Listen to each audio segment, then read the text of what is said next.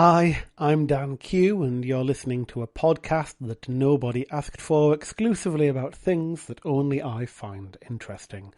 Today I'll be providing my micro-review of A Psalm for the Wild-Built by Becky Chambers. As usual, there's a blog post to accompany this episode. Today you'll find it at danq.link/monk. A Psalm for the Wild-Built by Becky Chambers. I've already read every prior book published by the excellent Becky Chambers, but this and its sequel have been sitting on my to-read list for some time, and so while I've been ill and off work these last few days, I felt like it would be a perfect opportunity to pick it up.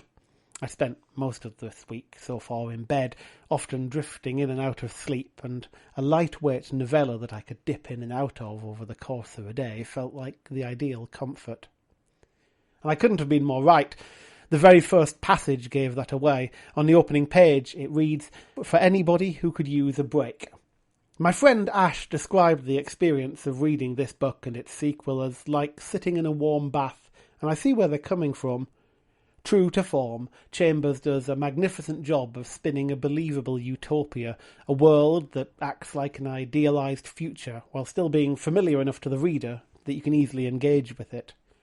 The world of Wild-Built is inhabited by humans whose past saw them come together to prevent catastrophic climate change and to peacefully move beyond the challenges of their creation of general-purpose AI, eventually building for themselves a post-scarcity economy based on caring communities living in harmony with their ecosystem.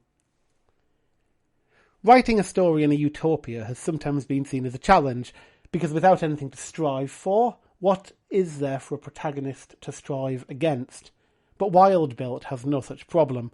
Written throughout with a close personal focus on sibling Dex, a city monk who decides to uproot their life to travel around the various agrarian lands of their world, a growing philosophical theme emerges. Once one's needs have been met, how does one identify with one's purpose?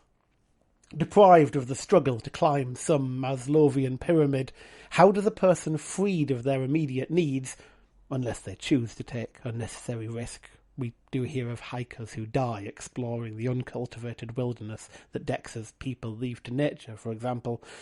But how does a person freed of their immediate needs define their place in the world? Aside from Dex, the other major character in the book is Moscap, a robot whom they meet by a chance encounter on the very edge of human civilization. Nobody's seen a robot for centuries, since such machines became self-aware, and rather than consign them to slavery, the humans set them free, at which point the robots vanished to go and do their own thing.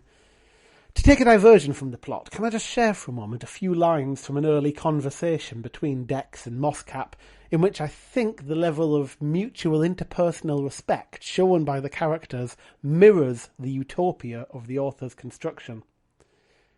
What are you? What is this? Why are you here? The robot again looked confused. Do you not know? Do you no longer speak of us? We tell stories about... Is robots the right word? Do you call yourself robots or something else? Robot is correct. Okay, Moscap, I'm Dex. Do you have a gender? No.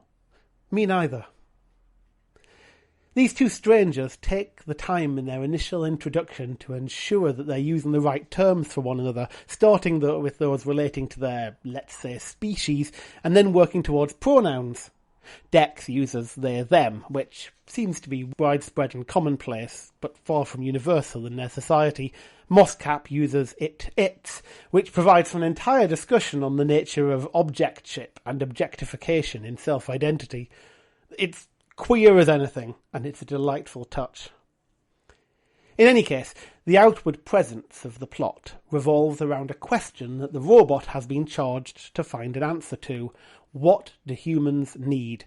The narrative theme of self-defined purpose and desires is both a presenting and a subtextual issue, and it carries through every chapter. The entire book is as much a thought experiment as it is a novel, but that doesn't diminish in the slightest from the delightful adventure that carries it. Dex and Mosscap go on to explore the world, to learn more about it and about one another, and crucially, about themselves and their place in it. It's charming and wonderful and uplifting, and I suppose it is like a warm bath, comfortable and calming and centering. And it does an excellent job of setting the stage for the second book in the series, which we'll get to presently. Once again, this was an episode of my podcast which was based on a blog post which you can find at danq.link/monk. If you enjoyed today's episode, leave a comment there or drop me an email on podcast@danq.me. And as always, Dan Q for listening. Dan Q very much.